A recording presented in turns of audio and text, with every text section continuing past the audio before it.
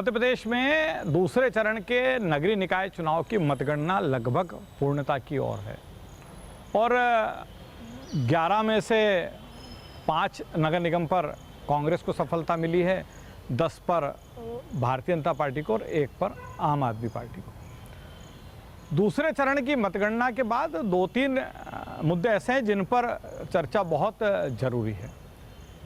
जावरा नगर पालिका बड़ी पुरानी नगर पालिका है, कई दिग्गज नेताओं का विधानसभा क्षेत्र रहा है। जावरा डॉक्टर कैलाश नाथ काटजू, लक्ष्मीनारायण पांडे, महेंद्र सिंह कालूखेड़ा और उसके बाद राजेंद्र पांडे जो अभी वहाँ के विधायक हैं।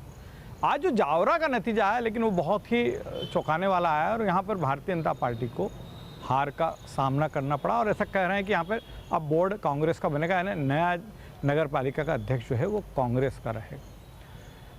जावरा का नतीजा है। इसके बाद एक तराना का नतीजा आया। तराना नगर पालिका का जो नतीजा है, तराना में बहादुर सिंह सिसोदिया विधायक हैं। पिछला चुनाव वे अपने ही समाज के यानी सोंधिया समाज के सरदार सिंह को हराकर जीते थे।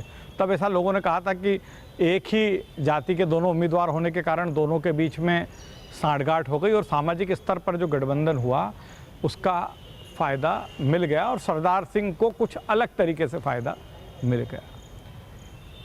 पिछले 3.5 साल का जो विधायक का कार्यकाल था यानी बहादुर सिंह का, उसका आकलन हम इस रूप में कर सकते हैं कि जिला पंचायत के 3 वार्ड तराना के जो थे, उज्जैन जिला पंचायत के, वहाँ पर भारतीय जनता पार्टी हार गई।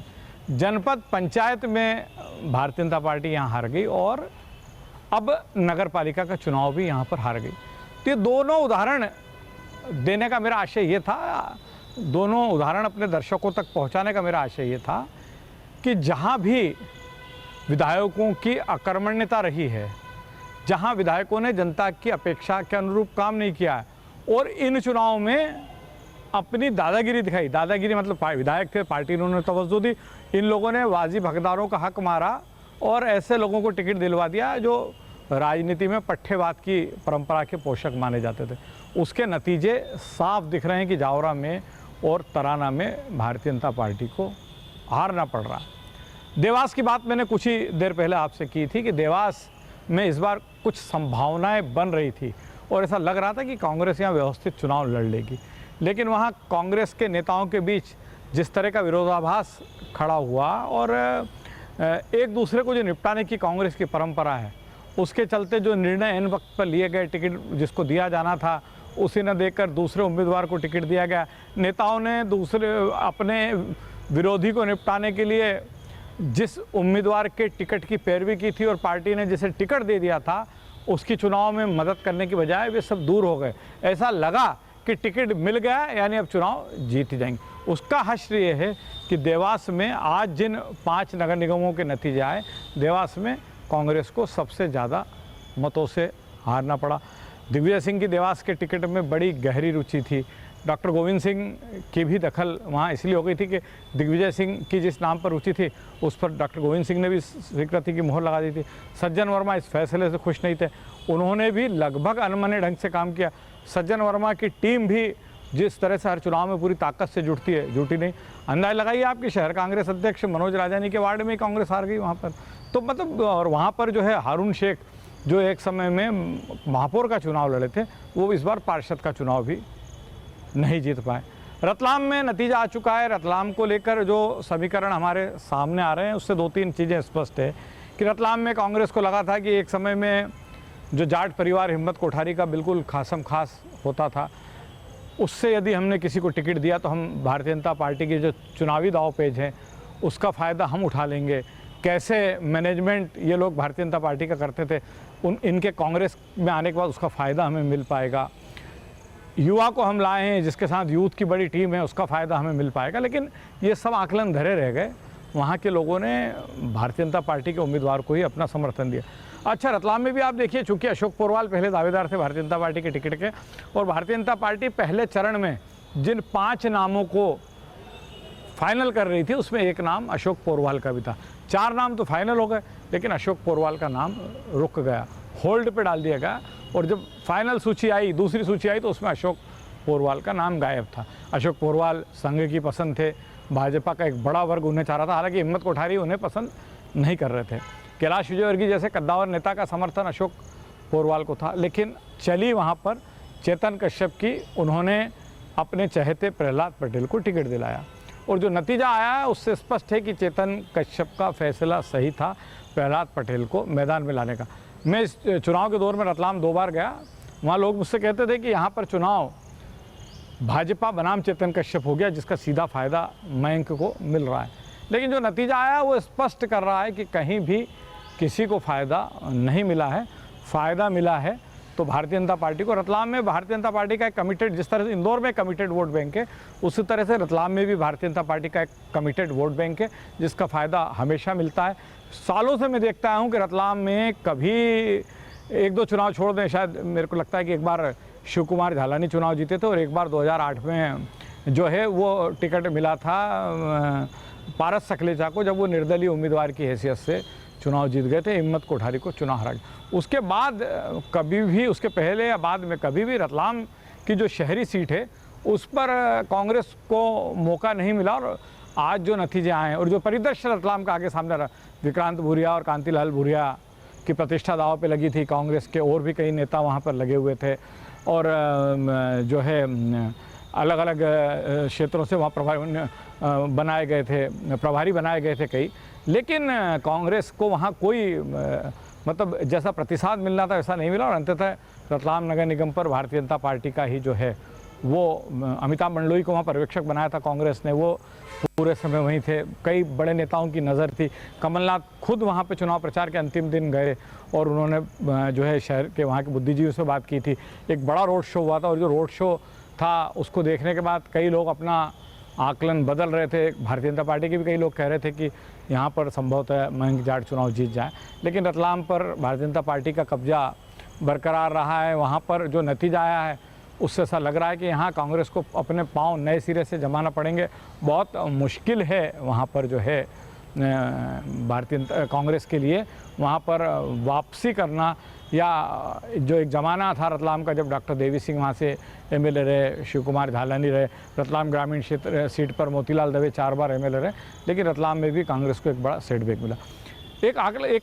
आज के नतीजों से एक आकलन और आ रहा है, वो आकलन ये आ रहा है कि जितनी कस्बाई सीट है, छोटी छोटी सीटें जो है, मतलब हम देखें तो शामगढ़, गरोट, अपना सुवासरा, सीतामऊ, सरवानिया, डीकेन, इन तमाम जो रतनगढ़, सिंगोली, इस तरह की जो कस्बाई सीटें हैं ना, जो पहले ग्राम पंचायत थी, ग्राम पंचायत से नगर पंचायत बनी और अब नगर परिषद हो गई, यहाँ पर भी लोगों ने कांग्रेस को कोई खास रिस्पांस नहीं दिया। इक्का दिक्का उम्मीदवार कांग्रेस के वहाँ पर चुनाव जीत पाए हैं और वो बड़ा नुकसान जो है वहाँ पर कांग्रेस को हुआ। वहाँ का जो सिनेरियो अभी सामने आ रहा है उसके देखने के बाद ऐसा लग रहा है कि एक तो भारतीय जनता पार्टी ने बहुत मेहनत की इन नगर परिषदों में, पार्टी के बड़े बड़े नेता चाहे वो मंत्री हों, पदाधिकारी हों, वो लगे रहे। दूसरा है कि कहीं ना कहीं अभी भी इन क्षेत्रों की जनता का रुझान जो है वो भारतीय जनता पार्टी की ओर से, संघ का भी ये मालवा के जो वो क्षेत्र हैं जहाँ पर संघ का भी बहुत मजबूत नेटवर्क रहता है, इसका फ़ायदा भी जो है भारतीय जनता पार्टी को मिला। लेकिन समझ में ये आ रहा है कि कांग्रेस कह रही है कि 2023 में हम फिर कमबैक करेंगे, लेकिन जो नगरीय निकाय चुनाव के मालवा निमाड़ के नतीजे, क्योंकि पिछली बार मालवा निमाड़ में जो नतीजे विधानसभा चुनाव में आए थे उसी के बाद कांग्रेस की सरकार बनी थी और कांग्रेस दल बदल के बाद सत्ता गंवा दी कांग्रेस ने। लेकिन कांग्रेस बार बार दावा करती, कमलनाथ बार बार दावा करते कि हम कमबैक करेंगे और मालवा निमाड़ इसमें बड़ी अहम भूमिका निभाएगा। लेकिन आज जो नतीजे आ रहे हैं, चाहे वो खरगोन के नतीजे हों, चाहे वो खंडवा ज़िले की नगर परिषदों के नतीजे हों, चाहे रतलाम के नतीजे हों, चाहे उज्जैन ज़िले के नतीजे हों, चाहे मंदसौर नीमच ज़िले के नतीजे हों, चाहे शाहजहाँपुर देवास के नतीजे हों, इन सब से स्पष्ट हो रहा है कि इतना आसान नहीं है कमबैक करना कांग्रेस के लिए। बहुत मेहनत करना पड़ेगी, कांग्रेस को नए चेहरे ढूंढना पड़ेंगे, कांग्रेस के दिग्गज नेताओं को, उन तमाम नेताओं को एक जाजम पर बिठाना पड़ेगा जो चुनाव के दौर में अलग अलग हो जाते हैं और पार्टी के उम्मीदवारों को नुकसान पहुंचाने में कोई कसर बाकी नहीं रखते। इस नगर पालिका के, इस नगरीय निकाय के चुनाव में भी हमने देखा है कि चाहे वो कई नगर निगम का मामला हो, नगर पालिका का हो या नगर परिषद का हो, कांग्रेस के नेताओं ने अपने प्रतिद्वंदियों को निपटाने में कोई कसर बाकी नहीं रखी। इसका सीधा असर चुनाव के नतीजों पर पड़ा और जहां कुछ संभावना थी कांग्रेस के लिए, वहां भी कांग्रेस को शिकस्त खाना पड़ी। तो जो कस्बों से जो नतीजे आ रहे हैं, छोटी नगर पालिकाओं से जो नतीजे आ रहे हैं, वो ये संकेत दे रहे हैं कि कांग्रेस को बहुत मेहनत करना पड़ेगी। भारतीय जनता पार्टी के पास सबसे महत्वपूर्ण एडवांटेज मिलता है उसके संगठन की मजबूती का, संघ की सक्रियता का। लेकिन कुछ नगरीय क्षेत्र ऐसे हैं, जैसे हम अगर बात करें तो ग्वालियर, मुरैना, कटनी वी.डी. शर्मा का जो भारतीय जनता पार्टी के प्रदेशाध्यक्ष हैं, उनका संसदीय क्षेत्र है, वहाँ पर जो नतीजा आया है, मुरैना में जो नतीजा आया है, रीवा में जो नतीजा आया है, यह भारतीय जनता पार्टी के लिए भी। छिंदवाड़ा का नतीजा तो खैर कांग्रेस के पक्ष में ही जाना था, क्योंकि वहाँ कम से कम कमलनाथ को इतना रिस्पांस तो मिल ही जाता है। लेकिन जो बाकी नगर निगमों में भारतीय जनता पार्टी हारी है, वो चिंता का विषय है। और कहीं ना कहीं पार्टी को इस बात पर विचार करना पड़ेगा कि आखिर पूरी ताकत झोंकने के बाद, बड़े नेताओं के मैदान संभालने के बाद, ग्वालियर में सिंधिया और नरेंद्र सिंह तोमर के भिड़ने के बाद, मुरैना में नरेंद्र सिंह तोमर और वी.डी. शर्मा के लगने के बाद, कटनी में वी.डी. शर्मा और संजय पाठक के मैदान संभालने के बाद, रीवा जहाँ से विधानसभा अध्यक्ष है, जहाँ से राजेंद्र शुक्ला जैसा पावरफुल लीडर है, इन सब नगर निगमों में आखिर भारतीय जनता पार्टी को क्यों हारना पड़ा। तो ये नतीजे जो आए हैं दोनों पार्टियों के लिए चौंकाने का वो है। कांग्रेस के लिए राहत की बात है कि उसे 5 नगर निगमों में सफलता मिल गई। भारतीय जनता पार्टी के लिए बड़ी सफलता है कि उसने प्रदेश की अधिकांश नगर परिषदों और नगर पालिकाओं का किला फतेह किया है। मध्य प्रदेश की जो बड़ी नगर निगम मानी जाती है, इंदौर और भोपाल, वहाँ पर उसे जीत मिली है। लेकिन दोनों दलों को ये नतीजे बहुत कुछ सोचने को मजबूर कर रहे हैं और चिंतन मनन का ये दौर शुरू हो चुका है। कमलनाथ अपनी पार्टी के जिला अध्यक्षों और नगर अध्यक्षों से जल्दी संवाद करने वाले हैं। जो उम्मीदवार इन चुनावों में पराजित हुए, उनसे वे फीडबैक ले रहे हैं। भारतीय जनता पार्टी में भी इसी तरह की एक्सरसाइज शुरू हो गई है। तो बहुत कुछ इन नतीजों ने स्पष्ट कर दिया है। दोनों दलों को आगे क्या राह अख्तियार करनी, यह भी इन नतीजों से स्पष्ट हो गया है। डिजियाना न्यूज़ पर खबरों का सिलसिला आगे भी जारी रहेगा। मिलते हैं एक ब्रेक के बाद।